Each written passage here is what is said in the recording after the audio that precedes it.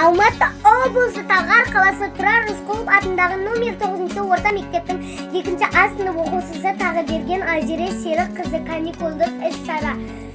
Қаһарлы қыс. Қыс түсті, айнала әппақ қар, ағаштар да әппақ қар.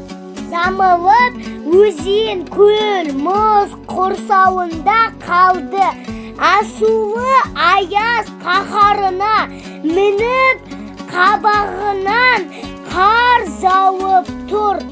Әппақ қарға оранып, мұз құрсауында қалған дала қыс патшалығын елестетеді. Табиғат түгел қатал қысқа бағынып үнсіз тұр.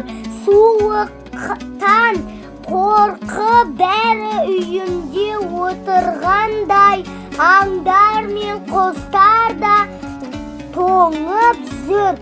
Ал балалар болса санамен сырғанап, аққала жасап, мәз қыс суық, бірақ әдемі. Ертегілер еліме ұқсайды.